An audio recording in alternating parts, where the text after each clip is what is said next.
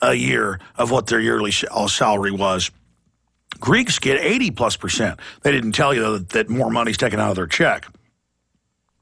And they said they've got to stop being greedy, evil citizens, and they've got to pay the IMF and World Bank, which are collecting money for JP Morgan Chase and Goldman Sachs. The same group. And now we've got JP Morgan Chase and Goldman Sachs and others, the top 6 big banks, openly pushing to take your pension funds, quote, for failed banks. They just take your money. And so that's the decision you've got to make. Are you going to let these big banks ship in the narcotics, steal everybody blind, use Northcom against the Tea Parties, go after our Second Amendment, or can we just wake up and say enough is enough? We're not trusting you anymore. You've been caught. I mean, I told you years ago, Goldman Sachs, 10 years ago, I pulled it up. We had George Humphrey interviews, a local economist, former Austin City Council member, who was warning about Goldman Sachs and derivatives and the plan. 10 years ago, I looked it up, 1999, almost 11 years ago. And now it's all happened, and the next phase is America being totally bankrupt and the government raising VAT taxes, financial taxes, environmental taxes, doubling your power bill or more. Austin's already passed it last week. I mean, you cannot make up a raping this bad, because the average American is only watching American Idol and sucking their thumb and has no idea what tyranny is. And I've got to sit there and watch local talk show hosts and national talk show hosts say Alex Jones is wrong, our government doesn't ship drugs in, when they've been caught hundreds and hundreds of times. It's not like I'm just pulling this out of a hat. I mean, in fact, I want him back on. I want Terry Reid back on. He was a CIA commander who was at Mena, Arkansas with Bill Clinton and the cocaine. I want Terry Reid. He wrote Compromise, Clinton, Bush, and the CIA. I want him back on. He hadn't been on in like 6 years. But I mean, now they just come out and say, yeah, we are growing the opium. We are producing the heroin, but just shut up and accept it. We're still going to put you in prison if you use it. Think about that. They ship it in, and then when you use it, they put it in the private prisons. How many judges in Philadelphia and L.A. and Dallas in the news have been caught? Headline. In fact, pull it up right now for folks. Use the Philadelphia headline. That's one I can remember. Philadelphia judges caught putting kids in jail for money. Totally innocent.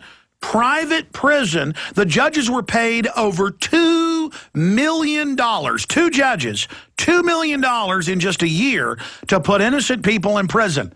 They needed an excuse to put you in prison. So they bring in highly addictive substances. They have their pushers sell them to kids in playgrounds. Your kids use them, and then they put your kid in prison making license plates and furniture for them. They don't just sell the drugs. They've re-legalized slavery. This is how they do it. There it is. PA judges accused of jailing kids for cash. Well, they've now pled guilty. Judges allegedly took $2.6 million in payoffs to put juveniles in lockups. That's MSNBC. That's not good enough. Give me the article where they plead guilty. PA judges plead guilty to putting kids in jail for cash. Because I don't just sit up here and make claims. You think I can be on over 80 radio stations and just sit here every millisecond bringing you powerful, shocking information? No. I'm risking my life and everything I am to tell you the truth. Let me tell kids something. You're a new listener. MTV and the movies make cocaine and heroin look cool and ecstasy look cool. It isn't cool. You go to that party when you're 15 and some kid tries to give you drugs, you say, I'm not using CIA drugs. You don't use drugs. You keep your nose clean. You be straight and strong. That's how you beat these criminals that run our society. You stay off their crap. You don't take the bait. You don't bite on the hook. Ex-judge pleads guilty for kids for cash scandal. Philadelphia Inquirer, there it is. $2.6 million. 2 judges, tens of thousands of kids in prison, in jail for things they never did, for money. You want to know about the drug war, you want to know what it's for, and then here it is. Greece erupts as men from IMF prepare to wield axe. And the media is posing it like the Greeks are evil. And they deserve this. No, the IMF and World Bank aren't owed this money. This is derivatives they created. And it says protests in Greece turned violent yesterday as youths in gas masks and hoods And it says tourists were cut off from their hotels as thousands. And it just goes on. This is no to the IMF junta, they chanted as youth in black hoods produced a hammer to smash windows. And they've been caught everywhere in almost every case. They're hired to then make protesters look bad, but it's not working. Another painted slogans on the facade, and demonstrators intervened to prevent him from spraying an Australian woman with paint as she tried to get in a hotel. Japanese tourists stood taking photographs of the mayhem with mobile phones before being forced to retreat. So, and it's on the news. They're saying, oh, we've got to take your pension funds. We've got to take your private bank accounts to pay the bankers. Here's another one. China remains biggest holder of U.S. debt. We've lost our sovereignty. That's Wall Street Journal. Here's another one I want to end the radio broadcast with, okay? Every day this is in the news. Scores of times. ECB president favors global governance. European Central Bank. We played this last Thursday.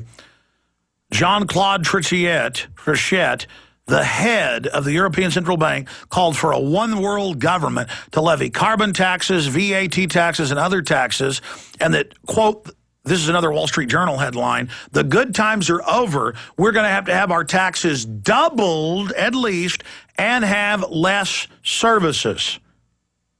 See, once the bankers come and buy off your government and create tens of trillions of dollars in fiat money that your government then owes them, it's all made up, they then come in and say, we run your society, we control your society, we run every facet of your life. It's a bunch of Bertie Madoff, Ken Lay-type scammers taking it to the next level and beyond. Total control of society. And so I ask you now, are you going to put up with this? Stop being naive. Stop living in denial. Stop being so stupid. Stop demonizing the Tea Parties. Stop demonizing the Constitution. Stop buying into the media saying Tea Parties are going to blow up federal buildings like Clinton said 2 weeks ago. That's baloney. If federal buildings get blown up and they blame it on the Tea Party, you better believe it in the Tea Party. It's the dirty, narcotics trafficking central banks that think you're an idiot. If you want to lose your standard of living, if you want to lose your children's entire future, sit there and suck your thumb. Live in denial. You better get angry. You better get informed. You better study history. You better understand the real geopolitical financial grid that we're under, and you better stand up and say no to big government, because big government is the tool that these big central banks use to come in and loot you and rob you through tax money that's paid as corporate welfare.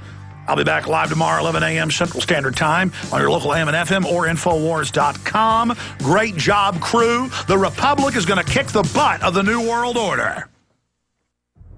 Hello, this is Alex.